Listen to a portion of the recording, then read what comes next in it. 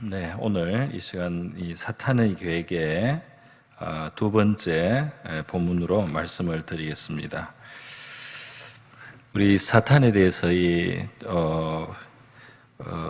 성경에서 이제 괴계라고, 오늘 괴계를 알지 못하는 바가 아니로라 이렇게 말씀해서 우리가 사탄이 어떻게 우리를 넘어뜨리는지, 어떻게 우리를 속이는지에 대해서 이제 알고 있다고 이렇게 전제를 했지만 이제 좀 정리할 필요가 있을 것 같습니다. 요한 1서 3장 8절 말씀에 보면 우리 하나님의 아들이 오신 것은 마귀의 일을 멸하려 하심이라 그런 말씀이 있습니다. 예수님이 왜 오셨는가? 그것은 이제 이 죄를 짓게 하는 마귀, 그죠?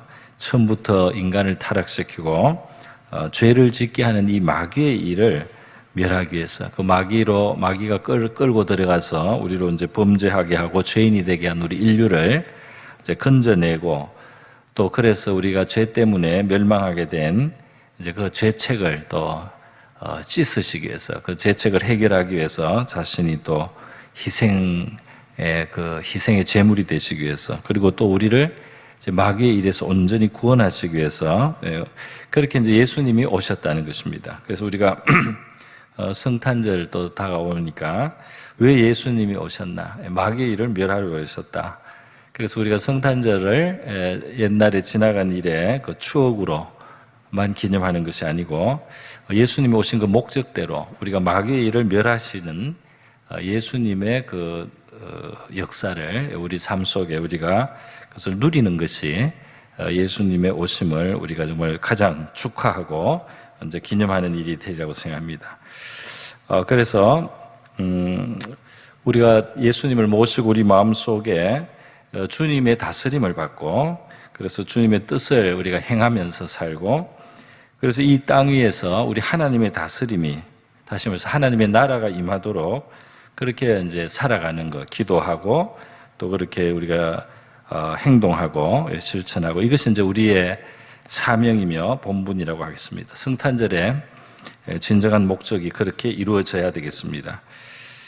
그런데 우리 그 마태복음 본문에 있는 것처럼 예수님이 그 왕으로서 이렇게 오실 때, 마귀의 일을 멸하기 위해서 오실 때 그 예수님을 이제 거절하고 거부한 헤롯과 같은 사람이 있습니다. 그러니까 그 본질이 뭐냐면 자기의 그 왕으로서의 다스림을 그리스도에게 굴복시키려고 하지 않는 것입니다. 그래서 자기가 스스로 왕인 자리에, 자기가 최고의 자리에 있고 그리스도가 왕으로서 임하시는데 그것을 이제 거부하고 자기의 왕됨을 고수하려고 할 때, 헤롯이 이제 그렇게 할 때 마귀에게 속한 것입니다. 그러니까 그리스도가 오셔서 그리스도가 다스리시는, 바로 그것을 이제 거부하는 것, 마귀의 일을 계속 고수하는 이제 헤롯은 결국 많은 사람들을 희생시키게 됩니다. 피를 흘리는데요, 많은 어린아이들이 베들레헴 부근에서 그 그리스도를 없애겠다는 헤롯의 뜻에 의해서 이 아이들이, 2살 이하의 아이들이 이제 죽게 됩니다. 이제 그런가 하면은 우리 주님의 오심을 아주 기뻐하고 환영하고 기대하고 또 감사하게 이제 그걸 받았던 이제 동방에서 온 박사들의 이야기가 있는데요. 그 박사들의 이제 특징은 뭐냐면, 그들이 그 예물을 가지고 주님을 섬기면서도 그 마태복음 2장에 자주 나오는 그 표현이 있죠. 그들이 기뻐했다. 그들에게 기쁨이 충만했다. 그들이 기뻐하고 또 기뻐하더라. 이렇게 주님 앞에 주님의 왕되심을 환영할 때 우리의 심령과 영혼 속에 우리 하나님이 주시는 평안과 기쁨이 있게 될 줄로 믿습니다. 마귀의 일은 우울하고, 마귀의 일은 비관적이고, 마귀의 일은 굉장히 그것이 이 기쁨과 반대가 되는 것에 있습니다. 제가 지난 시간에 에덴에서 뱀을 통해서 사탄이 역사한 그 본문으로 지난번 한 달 전에 수요일 날 말씀을 드렸습니다. 그때 결국 마귀가 한 일이 뭐냐? 그 첫 번째 마귀가 한 일은 바로 사람과 하나님 사이를 이간시키는 것이다는 거죠. 그래서 하나님에 대해서 부정적인 생각을 우리에게 불어넣는 것, 그리고 사람이 하나님의 그 자리, 다시 말해서 선과 악을 정하는 기준자가 하나님이 정하시는 것인데 사람이 하나님처럼 되고 그 선을 넘어서는 것이 그것이 이제 그 마귀의 그 속임을 받은 것이고, 그렇게 되는 과정에 사람들의 헛된 자만심을 마귀가 사탄이 부추기는 모습을 볼 수가 있습니다. 이 사탄은 지금도 역사에서요 사람들의 마음을 혼미케 한다고 성경은 말하고 있어요. 고린도서 4장 4절에 보면 이 세상의 신이, 이게 이제 사탄을 말합니다. 이 세상의 신이 믿지 않는 사람들의 마음을 혼미하게 하여 그리스도의 영광의 복음의 광채가 비치지 못하게 함이니. 그러니까 복음을 안 받아들이는 데는 이 마귀의 역사가 있습니다. 그래서 마귀의 역사가 사람들의 마음을 혼미하게 자꾸 만들어서 이 복음을 받지 못하도록 역사한다 이 말이죠. 그러니까 이것이 그 사람만의 문제가 아니고 영적인 문제, 마귀의 회방의 역사가 있다 이 말입니다. 그래서 이제 기도를 많이 하고 복음을 위해서 우리가 많이 기도하고 나갈 때 이런 마귀의 역사들이 결박을 당하면 이제 많은 영혼들이 추수될 수 있는 그런 일들이 이제 일어나기도 합니다. 그래서 이 세상신은 지금도 이렇게 그리스도의 영광의 복음을 사람들이 깨닫지 못하도록 하는 일들을 하고 있고요. 심지어 우리 하나님의 백성들의 마음속에도 어두움을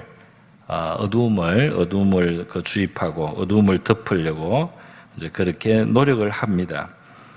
그러나 우리가 하나님께 순종하면서 기도할 때는 이 사탄의 어둠은 물러갈 수밖에 없고요. 우리 가운데 하나님의 빛의 나라이기 때문에 빛으로 우리의 마음속에 채워지게 되는 것입니다. 오늘 사단의 계획의 두 번째 시간으로 우리 고린도후서 2장에서 이제 사단의 계획에 대해서도 한 가지 중요한 개념을 함께 생각하고 나누도록 하겠습니다. 이것은 이제 신앙인과 교회를 어지럽히는 사탄의 역사에 대해서 중요한 통찰을 주는 것인데요. 한마디로 딱 바로 단도직입적으로 결론적으로 말하면 사탄의 역사는 뭐냐? 사람을 치우치게 한다 이렇게 말할 수 있겠습니다. 우리 잠언 4장 27절 같은 데 보면 좌로나 우로나 치우치지 말라는 이런 말씀 있지 않습니까?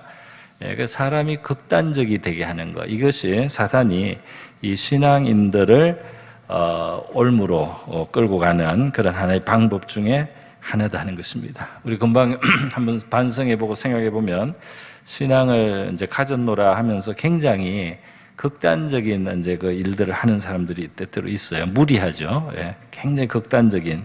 그것이 이제 자기로서는 잘 믿는다고, 아주 잘 믿는다는 그런 명분으로 굉장히 그 극단적이고 하나님의 뜻이 아닌, 하나님의 뜻을 벗어난 그런 기괴한 일들을 하게 만든다 이 말입니다. 예. 자, 오늘 이 본문에서 먼저 그러면 한번 그 내용을 설명을 해드리겠습니다. 이 본문이 이 고린도서 2장 5절부터 딱 보면 금방 이해되기가 좀 어렵습니다. 문맥을 좀 잘 알아야 되는데요. 이것이 이제 고린도 전서하고 연결이 되어 있습니다. 고린도 전서에서 5장 부분하고 연결이 되는데요. 고린도 전서 5장에 가면은 이 고린도 교회가 굉장히 어떤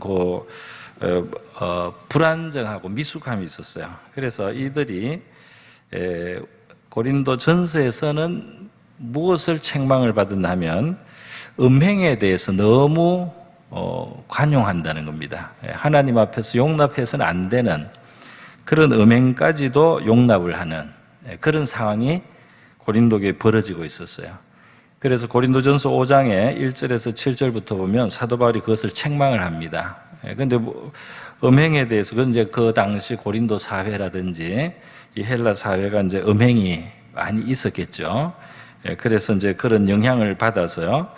이제 예수님을 믿고 믿고도 이상한 이제 그 음행에 따라가는 사람이 있습니다. 1절 고린도전서 5장 1절에 보면 너희 중에 심지어 음행이 있다 함을 들으니 그런 음행은 이방인 중에도 없는 것이라 누가 그 아버지의 아내를 취하였다 하는도다. 그러니까 아마 아버지의 후처겠죠. 아버지 아마 어머니가 돌아가시고 후처인데 이제 또 아버지가 돌아가셨나 보죠. 하여튼 그런 상황이 있는데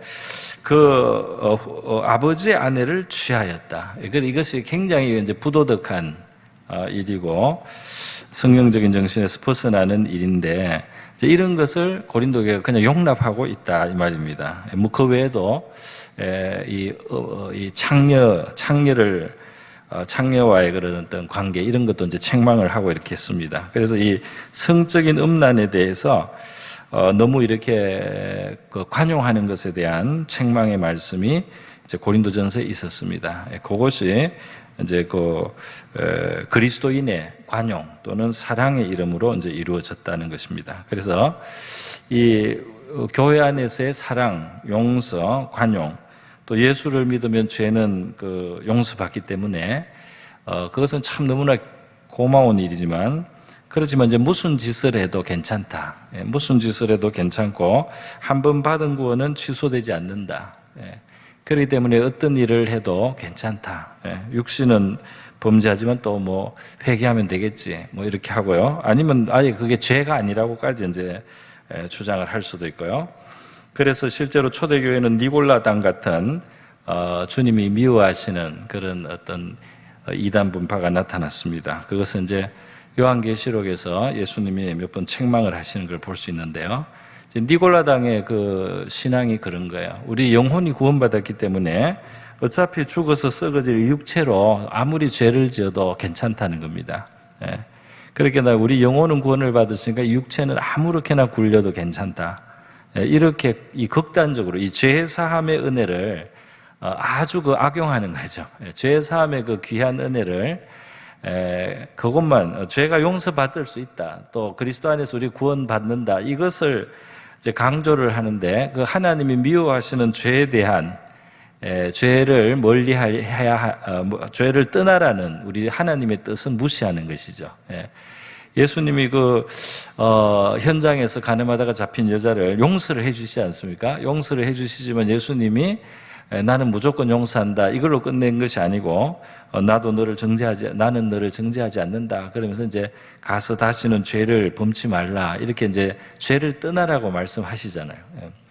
그런 죄를 떠나기를 기대하시고 그 죄를 기뻐하지 않는 이제 그런 하나님. 물론 죄를 용서하실 그 사랑은 너무 커서 죄가 사함 받을 수 있는 것은 맞지만 그렇다고 이렇게 이 음행을 그냥 징계도 하지 않고 그것 때문에 그 잘못됐다고 책망도 하지 않고 어떤 벌도 주지 않고 그냥 이런 아무 짓이나 하도록 버려두는 거 이제 이것은 이제 잘못된 것입니다. 그 보면 고린도전서 5장 1절에서 이 음행에 대해서 책망을 하면서요. 2절에 보면 그리하고도 너희가 오히려 교만하여져서 어찌하여 통한이 여기지 아니하고 그랬어요. 일 행한 자를 너희 중에서 쫓아내지 아니하냐. 그러니까 사도 바울은 그 정도면 출교할 일이다 이 말입니다. 쫓아낸다는 교회에서 정식으로 출교시켜야 되는 일이라는 겁니다. 그런데 이제 이들이 교만하여져서 통한이 여기지 않는다 이 말은 그걸 용납하는 것이죠. 교만이 있어요. 그러니까 이 관용에도 교만이 있을 수 있습니다. 그러니까 우리는 이만큼 관용한다. 우리는 이만큼 그걸 받아줄 수 있다. 오늘날 이 세상에서도 사람들이 자기의 관용을 자랑하고 과시하면서 하나님 앞에 아주 사악하고 하나님이 가증히 여기는 일들을 그걸 이제 괜찮다고 자꾸 하지 않습니까? 그죠? 우리 지금 동성애 문제가 딱 거기에 걸려 있는데요. 사람들이 관용을 자랑하는 겁니다. 그게 관용할 일이 아닌데, 그걸 관용하는 것으로 자랑하고 자기를 높인다 이 말이에요. 교만하다. 그래서 사도 바울은 이것을 굉장히 강력하게 고린도 전서에서 이미 책망을 했습니다. 그래서 이 고린도 교회가 첫 번째 치우쳤던 것은 뭐냐 하면 그리스도의 사랑, 용서 이런 건 참 좋은 거지만 이것을 적용을 치우쳤어요. 너무 치우쳐서 하나님의 진짜 온전한 균형 있는 그 뜻을 벗어나서 극악한 이런 가증한 죄들을 그냥 버려두고 그냥 그것을 용납하는 것이 자신들의 넓은 마음이다. 넓은 마음인 것처럼 그렇게 높은 마음, 교만한 마음으로 악을 용납했다는 것입니다. 그래서 사도 바울이 굉장히 거기에 대해서 책망을 하고 내가 몸은 떠나 있지만 영으로는 이미 그 일을 그곳에서 본 것처럼 나는 하나님 앞에 받았다는 거예요. 그래서 내가 이런 사람은 사탄에게 내주고, 그래서 나중에 이 사람이 육신은 멸하고 영은 주 예수의 날에 구원을 받게. 그러니까 사람을 내보낸다는 겁니다. 이게 이제 교회에서 쫓아내는 것은 출교인데요. 출교를 하는 게 한 사람의 영혼을 향해서 최후로 교회가 할 수 있는 회개의 기회를 주는 것이에요. 그러니까 출교도 마지막에 출교하는 게 그 사람을 미워해서 출교하는 게 아닙니다. 그 사람의 죄를 교회에서 고칠 수가 없을 정도일 때 그 사람에게 최후의 충격을 주고 그 사람이 교회에서 버림받음으로 회개할 수 있는 마지막 기회가 갖도록 하기 위해서 출교를 하는 겁니다. 그래서 그 영은 나중에 구원을 받게 하기 위해서 출교시키는 거예요.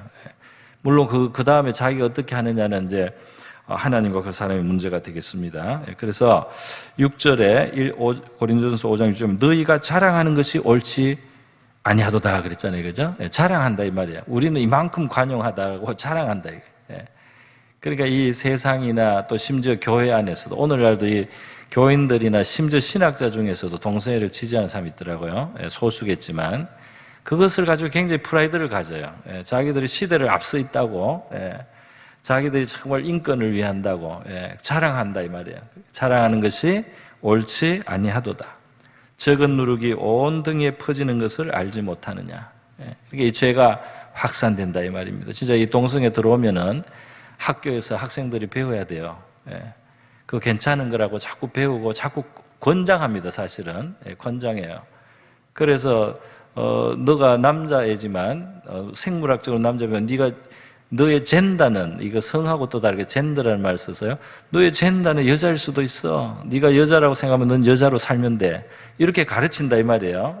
그런 세상을 참 용납할 수는 없는 거잖아요.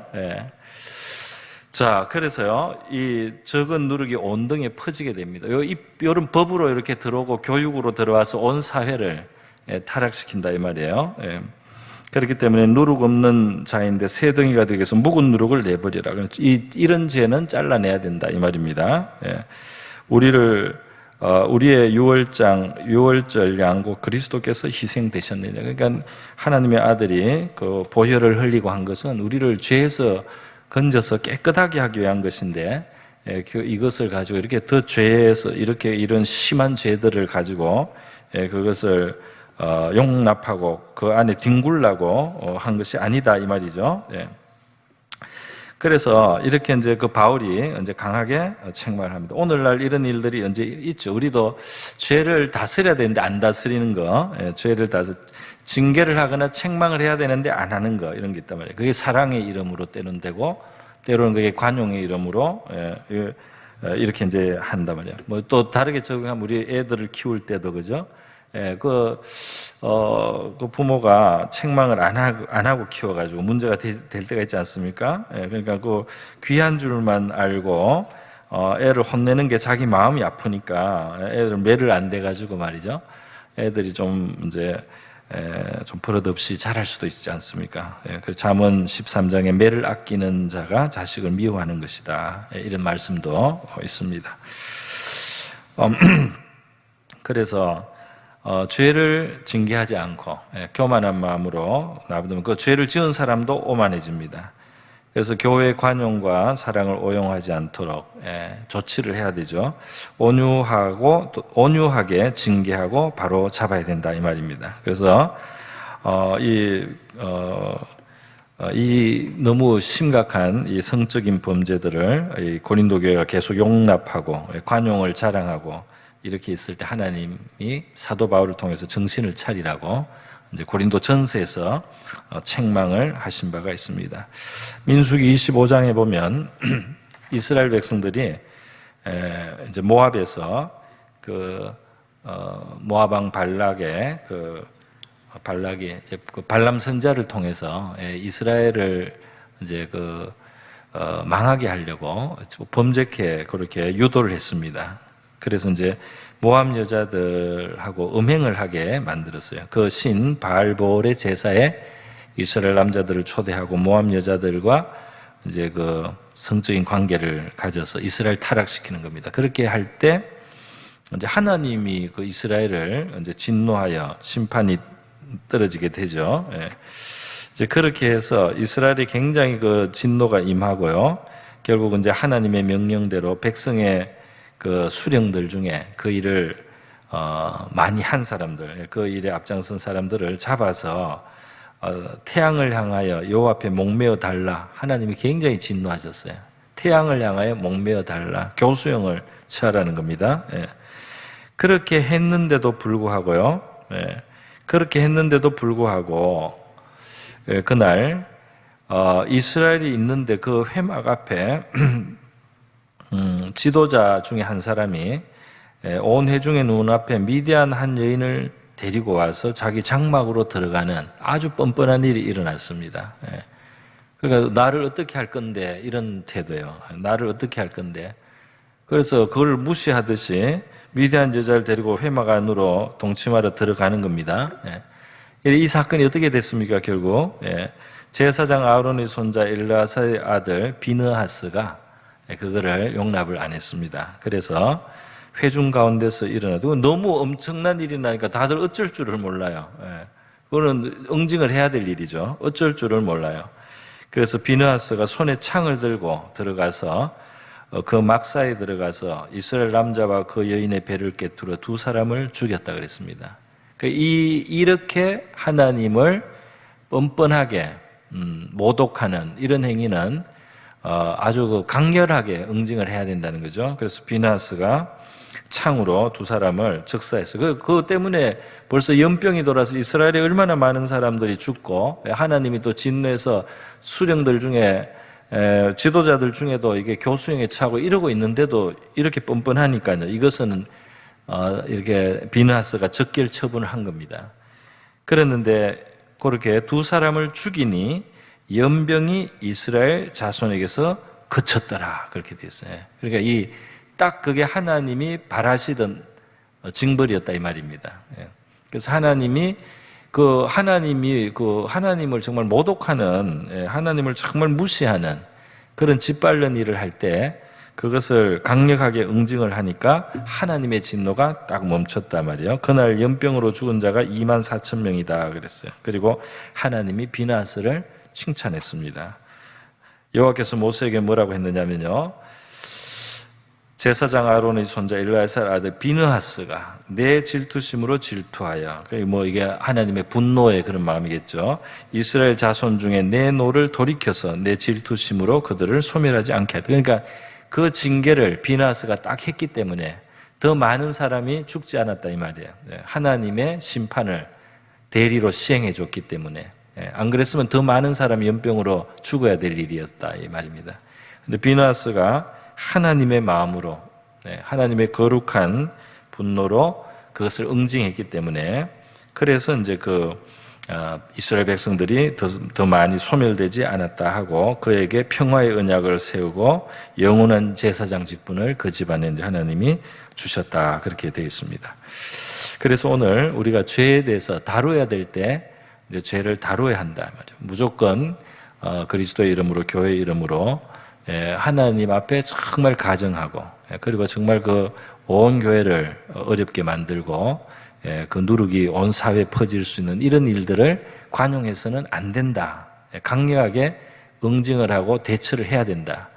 여기에 먼저 한 가지 포인트를 우리가 봤습니다. 마귀는 그리스도인들이 더 사랑해야지 이렇게 자꾸 우리한테 자꾸 틈을 만들려고 해요. 그죠?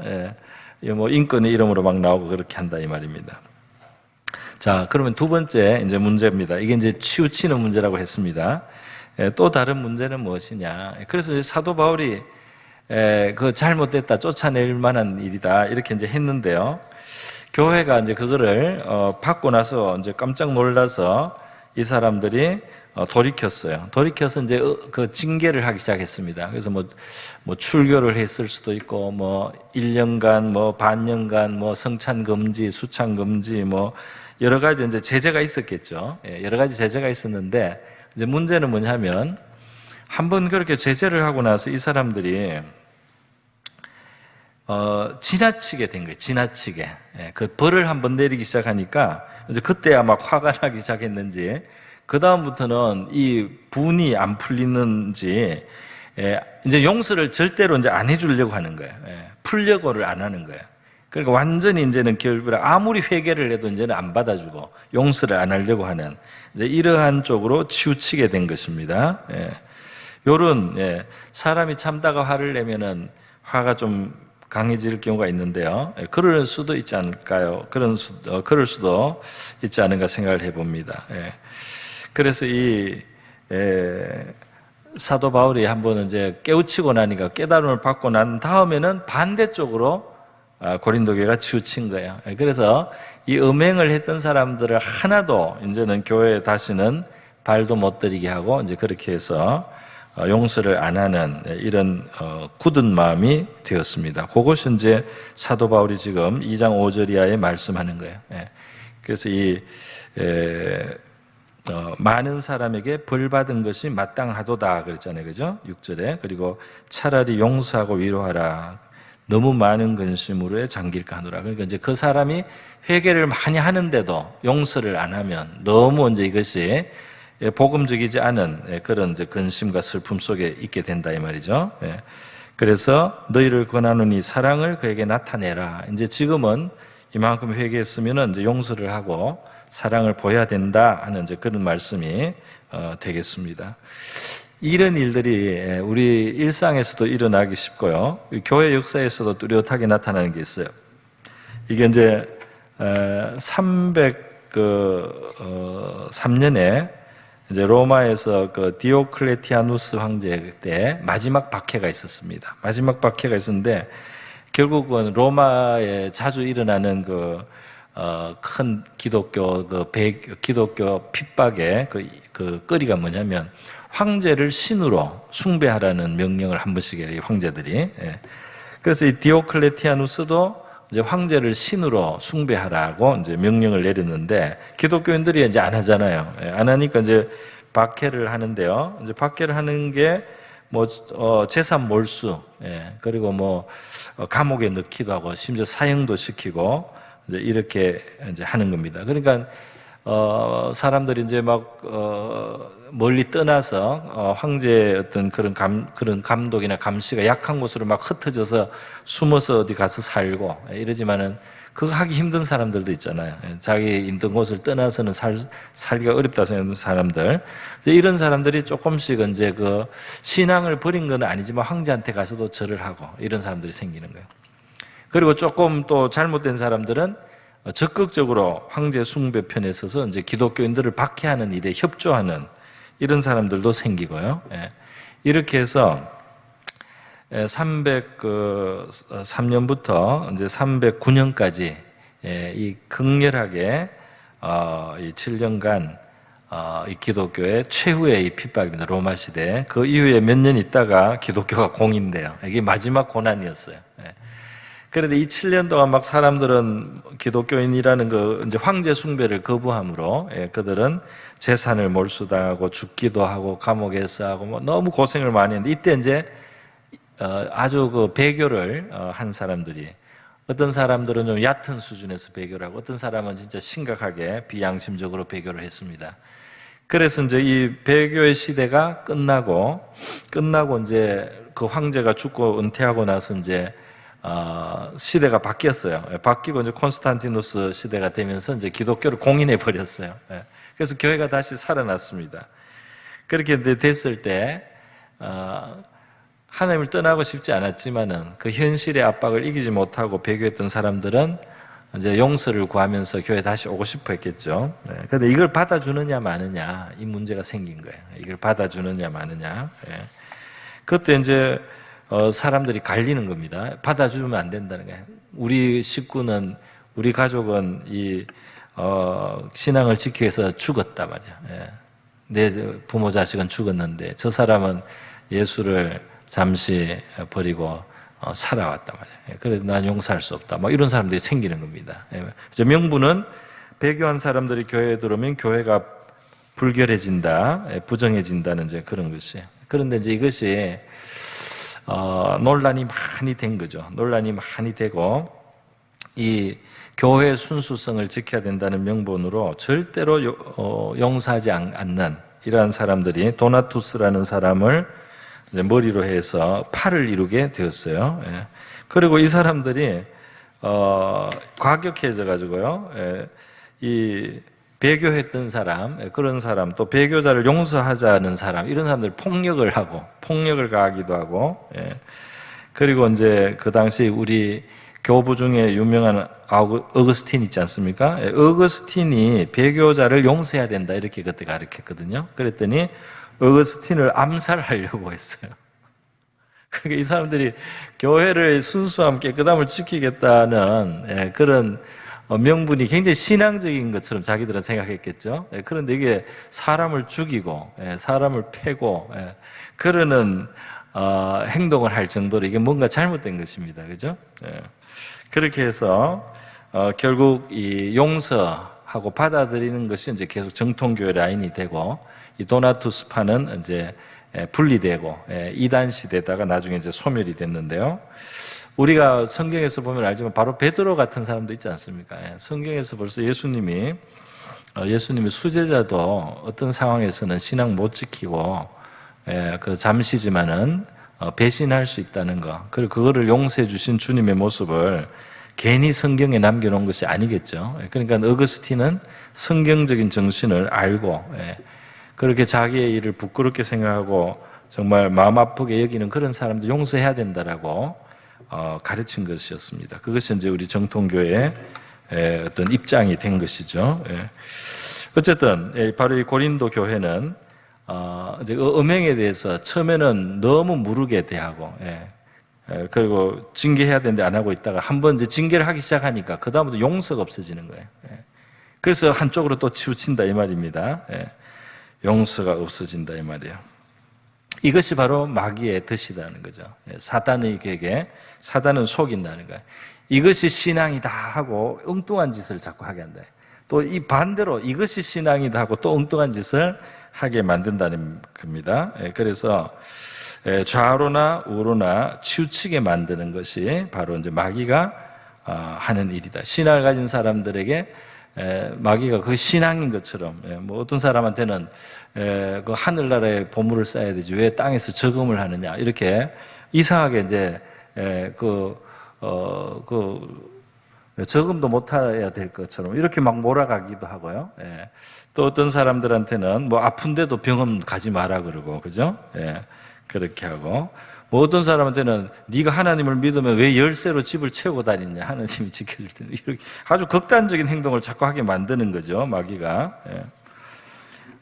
이제 그 중에는 이와 같이 이제 그 죄 문제에 대해서 다루는 가장 근본적인 일조차도 좌로나 우로나 치우치게 해서요. 그리스도인이 가지는 주 안에서 가진 그 자유를 오용해서 무절제하고 욕망에 끌려 방탕한 삶이 괜찮은 것처럼 이렇게도 사람을 한쪽으로 끌고 또 어떤 사람들은 경건해야 된다 이렇게 해가지고요 너무 경직되게 살아가는 거죠. 기쁨이 없고 어떠한 이 하나님이 주시는 삶의 만족과 즐거움 이런 것도 다 부정하고 무조건 거부하도록 만드는 것이죠.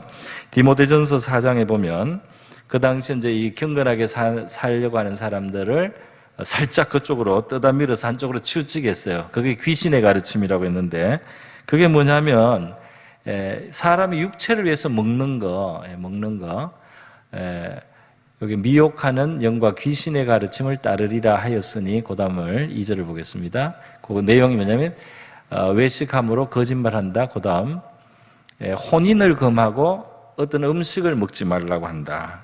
그래서 이 혼인, 결혼 관계 그 속에 성적인 것이 있으니까 그게 이제 다 그 부패한 거라는 거예요. 그게 이제 다 거룩하지 않다는 거예요.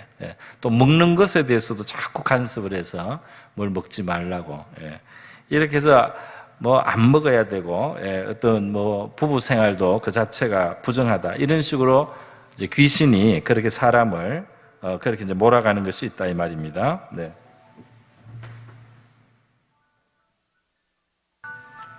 죄송합니다. 그래서 이렇게 초대교회 때부터 몸으로 죄를 짓는 건 괜찮다. 니골라당의 가르침이 있었고 또 반대로 할례당도 있어요. 할례당은 뭐냐면 예수 믿었으면 구약율법도 다 지켜야지. 그래서 할례도 받아. 할례 안 받으면 불완전한 거야. 그래서 구약율법을 하나하나 또 자꾸 지키도록 그렇게 이제 따져 들어가는 겁니다. 오늘날도 제7 안식교 같은 데 가면 구약 성경에 나오는 안식일을 지키라 그러죠. 그리고 또 오늘날도 어떤 이단에 가면 유월절 지키라 그래요. 하여튼 희한하게 이쪽으로 지나치게 하든지 저쪽으로 지나치게 해가지고 이상한 것들이 자꾸 이제 하는데 이것이 이제 사단의 계계입니다. 우리가 씨름 같은 거를 보면 상대방을 쓰러뜨려야 되잖아요. 그래서 맞잡고 이제 쓰러뜨릴 때 그 쓰러뜨리는 원리는 하나죠. 그게 균형을 잃게 만들어야 되는 겁니다. 균형을 두 다리로 서 있으면은 안 넘어지니까 어느 한쪽으로 무게를 싣고 지나치게 한쪽으로 무게 중심이 쏠리게 해가지고 결국은 온 몸이 이제 바닥에 쓰러지게 만드는 것이 이제 기술이죠. 사탄도 신자를 이렇게 몰아붙이는 겁니다. 한쪽으로. 그래서 그 상식에 넘어선 이상한 짓을 이제 하도록 하는 것이죠. 하나님의 말씀 우리가 이제 골고루 전체적으로 이해하게 되면 이제 우리가 치우치지 않을 수 있습니다. 균형 감각을 가질 수가 있어요. 마귀는 이제 어떤 뭐 한 구절, 요쪽에 한 구절, 저쪽에 한 구절 가지고 와서 그거를 막 가지고 사람을 몰아붙이는데 마귀가 사용하기도 해요. 그러나 성경을 우리가 골고루 알고 전체적으로 읽어서 알게 되면 그러면 이제 그 균형을 가질 수 있습니다. 여호수아 23장에 보면 너는 크게 힘써 모세 율법책에 기록한 것을 다 지켜 행하라. 그것을 떠나 우로나 좌로나 치우치지 말라. 이제 그렇게 말씀. 그렇게 하나님의 말씀이 있으면 이제 그래도 그 하나님이 이 균형이 있는 진리의 길을 우리에게 가르쳐 주신다는 것입니다.